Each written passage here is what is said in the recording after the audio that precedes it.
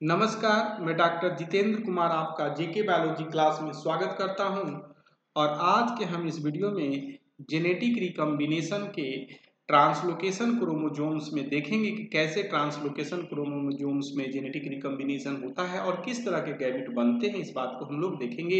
यह जेनेटिक्स का काफी महत्वपूर्ण टॉपिक है। साथ साथ हम लोग CSIR के संबंधित क्वेश्चन किस तरह के सवाल पूछे जाते हैं, कुछ सवाल को भी हम लोग देखेंगे। तो आइए हम लोग समझते हैं जेनेटिक रिकॉम्बिनेशन इन ट्रांसलोकेशन क्रोमोसोम्स। एक बात मैं आपको बता देना चाहता हूं, जेनेटिक रिकॉम्बिनेशन इन्वर्टेड में पैरासेंट्रिक और पेरिसेंट्रिक में भी जानना काफी महत्वपूर्ण है, जिसका लिंक मैं डिस्क्रिप्शन बॉक्स में डाल दूंगा, आप चाहे तो उसको भी देख सकते हैं।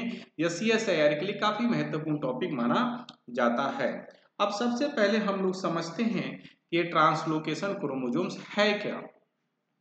तो नॉर्मल क्रोमोसोम्स हम देख रहे हैं कि यहाँ एक नॉर्मल क्रोमोसोम्स है, ये दूसरा नॉर्मल क्रोमोसोम्स है, N1 नॉर्मल क्रोमोसोम्स और हमारा यह N2 नॉर्मल क्रोमोसोम्स है। अब बात आती है ट्रांसलोकेशन की। तो बात देखते हैं यहाँ पर कि कुछ सेगमेंट N2 का N1 पर आ गया है, ठीक उसी तरीके से N2 का सेगमेंट कुछ N1 पर आ गया है।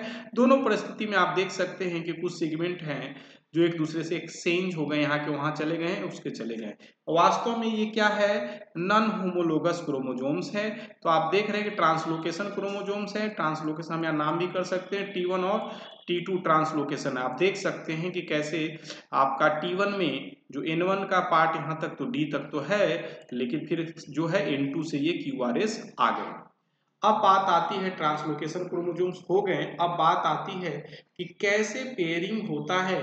पेयरिंग में हम लोग देखते थे, पहले देखते थे होमोलोगस में कि एक दूसरे को क्रोमोसोम्स एलाइन करते थे। तो उस परिस्थिति में जब काफी सिंपल रहता तो अलाइनमेंट काफी सिंपल दिखता था, लेकिन यहाँ पर ट्रांसलोकेशन हो गया है तो क्रोमोसोम्स एलाइन करेंगे एक दूसरे को, तो एक तरह का अरेंजमेंट बनाते हैं। और इस तरह का अरेंजमेंट यहाँ पर देखते हैं क्वाड्रिवैलेंट कॉन्फ़िगरेशन देखने को मिलता है। क्यों मिलता है? क्योंकि A से A का अरेंजमेंट B के B से अरेंजमेंट क्यों, ताकि रिकॉम्बिनेशन हो के एक्सचेंज ऑफ क्या जीन किया जा सकता है। अब बात आती है, कहने का मतलब क्या कि एनाफेज फर्स्ट की अगर हम बात करें तो पाएंगे कि तीन तरह का सिग्रीगेशन संभव है। पहला क्या हो सकता है, alternate segregation, adjacent segregation, adjacent second segregation. तो हमने जो अरेंजमेंट किया है इसका किस तरीके से आपस में अरेंजमेंट करने के बाद सिग्रीगेट होगा, उसी को हम लोग देखते हैं और देखेंगे कि यह तीन तरीके से हो सकता है।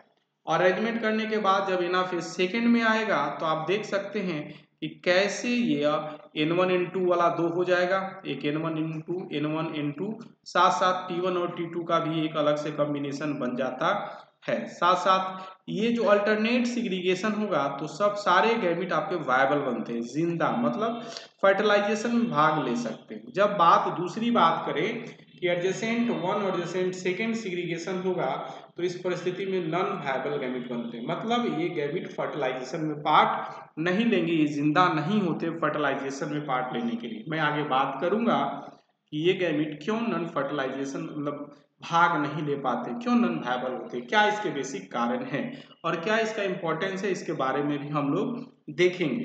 तो आइए हम लोग समझते हैं। यहाँ पर सबसे पहले हम लोग देखते हैं, कहने का मतलब क्या, why few gametes are non viable. Simple कारण है कि if they contain more copy of gene और सम जीन्स आर मिसिंग, दोनों परिस्थितियां में वो नॉन वायबल बनते हैं।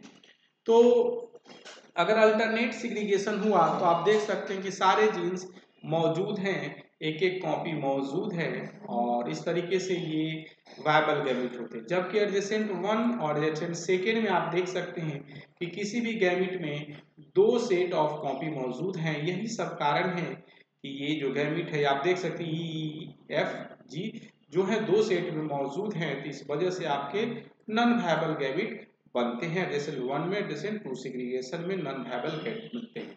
साथ साथ ये adjacent second segregation rare event है, फ्रीक्वेंटली नहीं ऑब्जर्व होते हैं। तो बिल्कुल अच्छी तरीके से ध्यान रखना है, अल्टरनेट सिग्रीगेशन को, एडजेसेंट वन और एडजेसेंट सेकेंड सिग्रीगेशन को ध्यान रखना है और इससे संबंधित काफी फ्रीक्वेंटली सवाल पूछे जाते हैं। आइए हम लोग उस सवाल को डिस्कस करें। इसके पहले मैं आपको बताना चाहता हूं कि अगर आप CSIR नेट लाइफ साइंस की तैयारी करते हैं तो आप CSIR net life science club से जुड़ सकते हैं, जहां आपको बायोलॉजी बिल्कुल सरल भाषा में पढ़ाई जाती है। बाकी विशेष जानकारी के लिए 6202692436 पर कंसल्ट कर सकते हैं। यहाँ पर ऑनलाइन ऑफलाइन दोनों बैच की सुविधा मौजूद है। साथ ही साथ अगर आप चाहें तो जेके बायोलॉजी क्लास के चैनल को सब्सक्राइब कर सकते हैं, उनके प्लेलिस्ट में जा सकते हैं। बहुत सारे वीडियो बहुत सरलता से आपको बायोलॉजी के बताए गए हैं जो आपकी सफलता में सुनिश्चित करेंगे। आइए हम लोग अब इस सवाल को देखने और समझने की कोशिश करते हैं। सवाल काफी सिंपल है। यह कहता क्या है, a reciprocal translocation heterozygote at the end of meiosis 1 generate, किस तरह का जनरेट करेगा। रेसिप्रोकल ट्रांसलोकेशन की बात की जा रही है और इसमें बताना है कि किस तरह के म्यूसिस फर्स्ट के बाद जनरेट होगा। पहला चीज बोल रहा है एसेंट्रिक और डाइसेंट्रिक क्रोमोसोम्स। ये आंसर कभी नहीं हो सकता है। रेसिप्रोकल ट्रांसलोकेशन में ऐसी घटना नहीं होती है। यह घटना जो होती है आपके इंफॉर्मेशन के लिए पैरासेंट्रिक इन्वर्जन के केस में ऐसा होता है। आप चाहें तो उसके लिंक में डिस्क्रिप्शन बॉक्स में डाला हुआ है, आप चाहें उसको भी देख सकते हैं। डाइसेंट्रिक मतलब 2 सेंट्रोमेयर साथ साथ, एसेंट्रिक मतलब विदाउट सेंट्रोमेयर। और ऐसे जो डाइसेंट्रिक एसेंट्रिक का जो निर्माण होता है पैरासेंट्रिक इन्वर्जन के दौरान होता है। एनीवे, अब देखते हैं viable gamete with deletion and duplication. यह भी जो आंसर है सही नहीं है।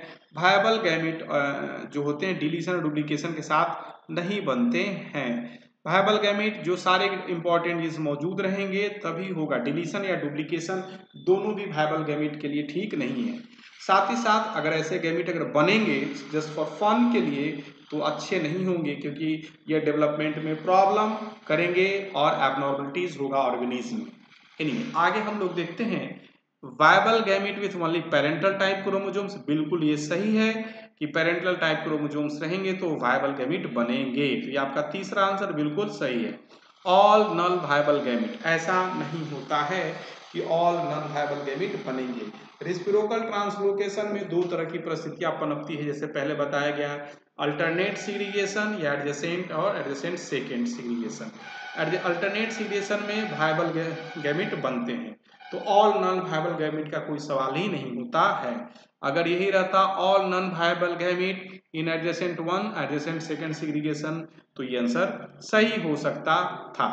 एनीवे, अब हम लोग आगे अगले सवाल को देखते और समझते हैं।